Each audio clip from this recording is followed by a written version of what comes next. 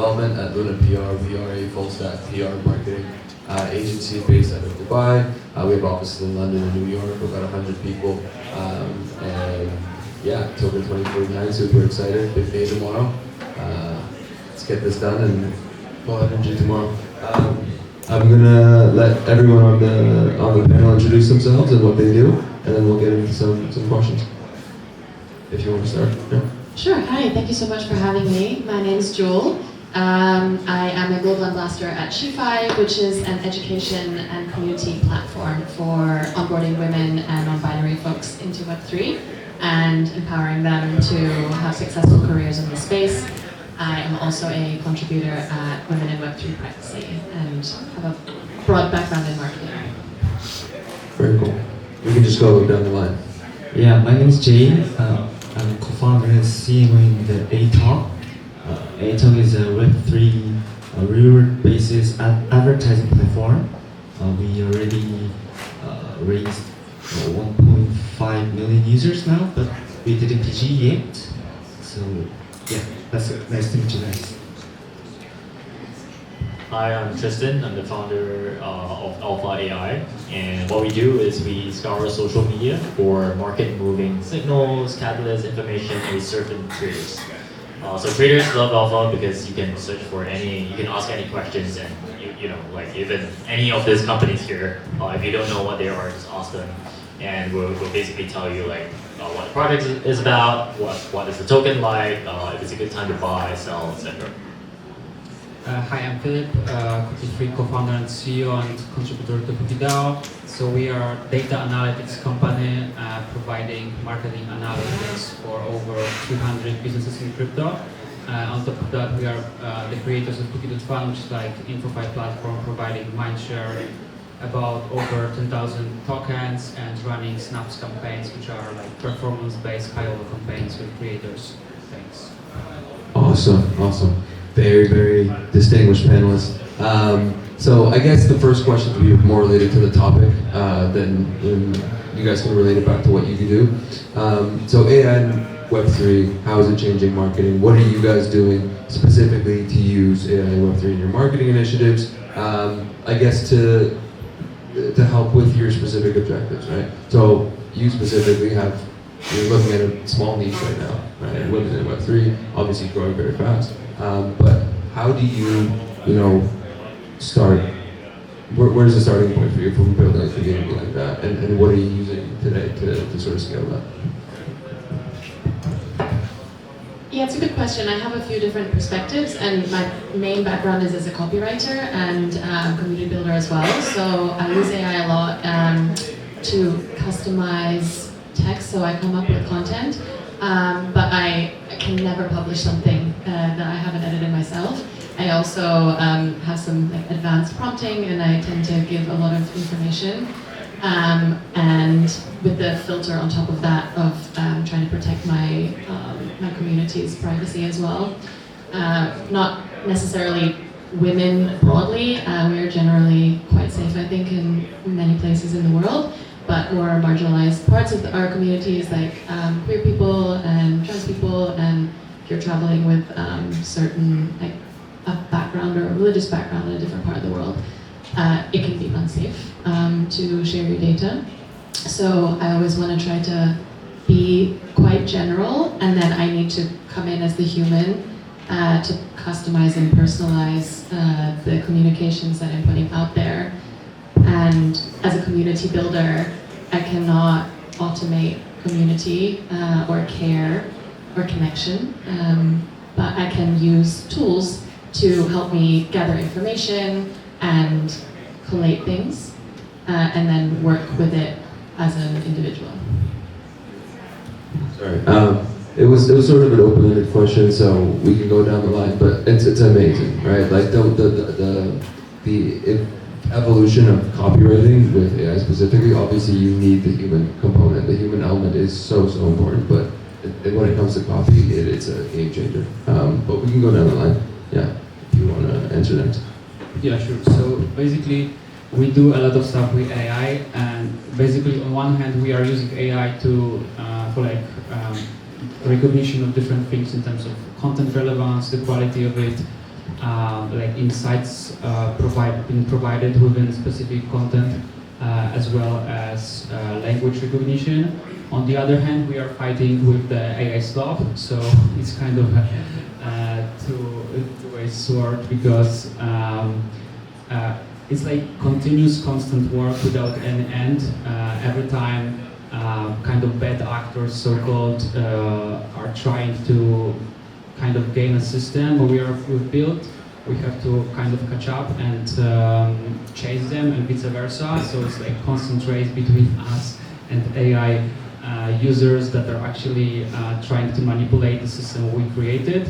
And that's why actually we also are implementing few different things on top of the pure attention rates and metrics, like capital involvement, which just like significantly raises the cost of manipulating the system. And there is this like direct correlation between the quality of the system and the cost of actually manipulating the system. That's why we believe this is the actually only right way to do it. So we got a lot of AI on like both ways to detect the good things and to fight with like bad actors. Okay, I'm gonna weigh in here. I'm gonna be a bit controversial and just like share the hacks that my team found.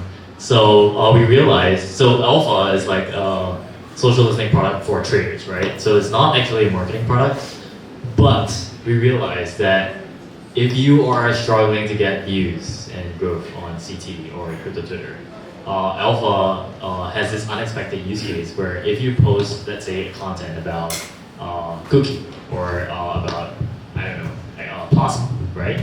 And you want people to care about it, you could go to Alpha, click on plasma, and you look at all the people who just talked about plasma, and you can be like, hey, I also wrote about this. You know, you may have made a video or an article, and you can literally click on them and you can see like what else are people like, who is saying, who wrote similar stuff as you, and you can be like, I agree, or like this is what I wrote too, and it's a hack. I try not to share this with people because the users of Alpha that told me there's this hack told me not to share, but it's great, right? Like we're all here in person, so yeah. I agree with you, the mention, but we do the little bit different things. For my opinion, data is the key for the AI. So, example, our project, the name is ATA. We gather big data to utilize advertising. So, I think the most key important thing of the AI is, I think, the data. Yeah. So here's the double-edged sword, though. When it comes to data, there's manipulated data and there's clean data. How do you disseminate what, you know, the most accurate way to address your market would be? Sorry, I just wanted to follow up with you. Yeah. Yeah. I think we need to distinguish about the data, example, the low quality of data and high quality of data. How we distinguish this is important things is we need to analyze it and optimize it, and analyze it and optimize it again. That'll be make the better data we can get. That is my. Yeah, I know, Philip, you were mentioning something earlier about, you know, manipulated sort of marketing initiative because of, you know, agents start running in there and you get botted. You mentioned that you guys have something specific you do to sort of prevent that. Can you tell us more about how it's affecting the overall industry when you look at specifically like token airdrops and stuff like that? Yeah, so I think generally I will be also talking about that at the keynote after, but generally there was this like whole evolution of different marketing, go-to-market tactics and campaigns in crypto. So we were having this like quest platforms, then more like engagement farming, then InfoFi with the mindshare, and they were just like shifting from each other because at the end, like after some time they were all gamed somehow by the bad actors. So the people that are trying to extract the value, not to provide it in a like fair way for something. So like this is like natural mechanism, let's say, that is just like experience universally everywhere on every market. That if some specific metric is determining the reward distribution, for example, it has to be like it will be gamed somehow, or it has to be like gamed by the bad actors that will be trying to do so. So basically, what we are doing, we are raising this cost of like gaming it by adding different other metrics like on-chain, TVL, volume, activity, loyalty, stickiness. So the things that are actually much more costly to be gamed and much more like time-consuming, for example, for the bad actors. But obviously, there are like multiple ways of actually handling that. There are different tactics, so like cross-engagement, AI content slop, so like the content created by the AI, basically copy-pasting different things and using different prompts to actually like kind of skip the time of creation of the content. On top of that, there are even like whole organized groups of like cross-engagement. So like there are multiple ways of handling that, but AI, I would say, is not, like on the one hand is actually helping us with this recognition, and on the other hand we have to be in this like constant race with bad actors that are also like using the latest version of every AI tools that are coming up every single week actually. Awesome. Tristan, Yeah. you're on the other side of this, right? So you guys are on the analytics side. How do you, or social listening? Tell me about what's important for you on the social listening side to understand what helps tokens move or projects move, makes users come. What are signals that you look out for? What are signals that everyone should look out for to disseminate? Is this from the perspective of marketers or Both. From like a retail, from me, right? How would I what would I look Right, for? right. Yeah. Great question. Before that, I'm just curious, like, how many people here are like with projects? Okay, and how many are traders? Marketers? Investors? Shy crowd. Okay, I just want to know the crowd I'm Hands up. talking to, so that I don't go off too off. Okay, so seems like we have a good mix of everything. For us, we are not incentivizing any behavior, right? So we're just like helping people objectively see what is interesting.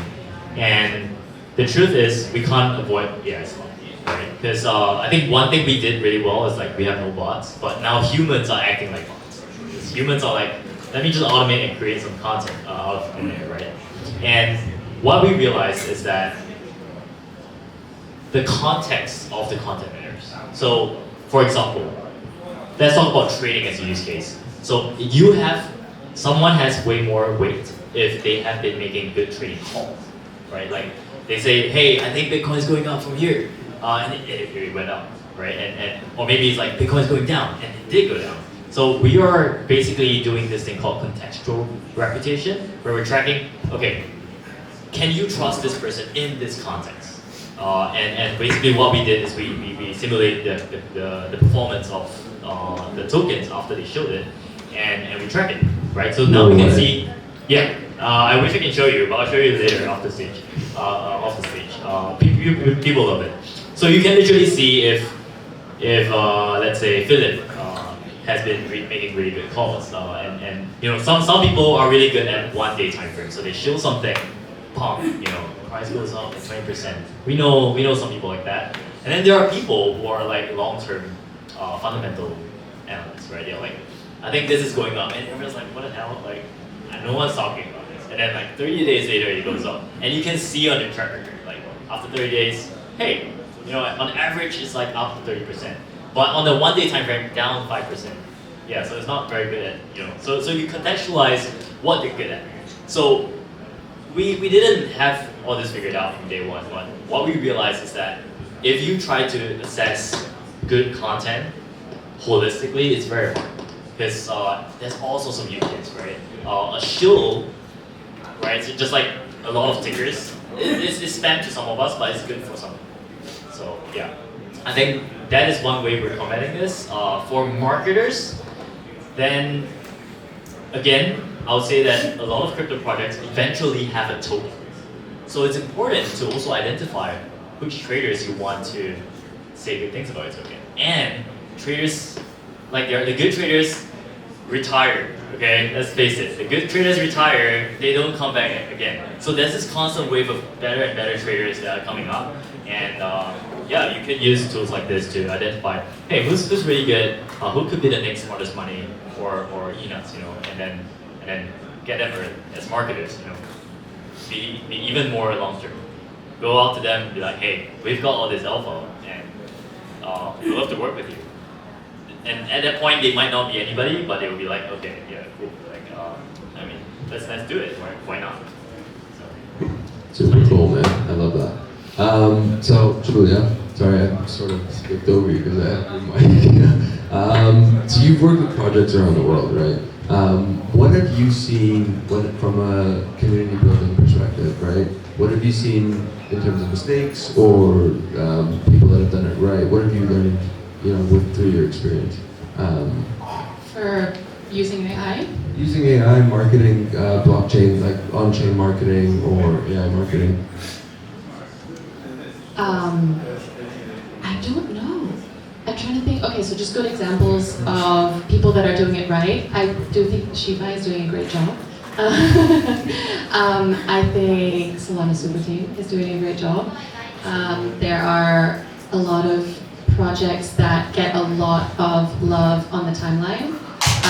Like if you think of Matcha, for example, they will throw an event and the whole timeline is going crazy. I don't work for that project specifically, so I don't know whether that is actually translating into meeting their KPIs, but certainly if, for me as a person who interacts with a lot of newbies in Web3, and we're onboarding all the time, something that is easy to understand and you can easily get a lot of content around and people that are enthusiastic, like talking about maybe not a token, but a project, if you get KOLs or just non-KOLs, people talking about you, then someone that is looking for a DEX, for example, they might come across Matcha really quickly. And then they'll just use that tool. And because it's also easy to use, then that's an easy way of getting user acquisition quite organically. And I'm not sure about who's using AI actually in a good way. I think that's quite often in the background. I mean, Cookie 3, yes. So you mentioned something there, you talked about newbies, right? So on the flip side, how do you, education is one component of it, right? So helping them understand what to use, what not to use, which taxes, which sectors, etc. But also, how do you protect them from the bad actors, and how do you, go through that education process of understanding, okay, this might be, botted engagement, and so is that something that you would sort of help guide them through? Yeah, absolutely. A lot of the first 4 weeks of SheFi are what to avoid and what not to do. I think Maggie, our founder, says do not share your private key. I don't know 100 times in one of the classes. So that's something very basic.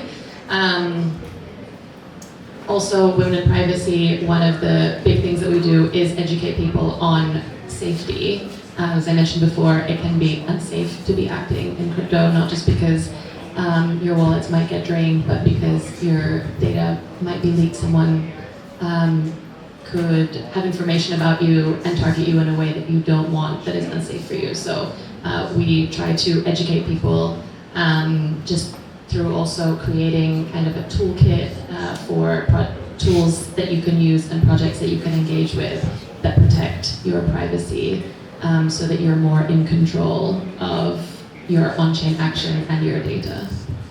Data that Cookie wants, that Alpha wants, right? You guys want that data. I'm kidding. Okay, I have a curious question. What is the wallet that you teach people to use? We actually don't use only one specifically. There are a lot of like tutorial videos that from a few seasons ago, but it will also depend on who we're partnering with. Okay. Who buys it?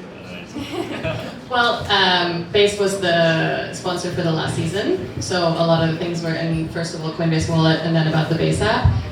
But part of the program is to make sure that people know their options, and what big value of ours is decentralization. So we will also talk about the difference between, and the responsibilities that, you know, self-custody comes with. So we'll do a few different bullets. Awesome. So I want to be cautious of time here. I want sort of open the floor. You guys can add any final comments. Anything you guys want to, you know, if anyone in the audience had one thing to take away from this panel, what would you want them to take away? It doesn't have to be necessarily related to campaign marketing. I know some people are really in that niche, so please.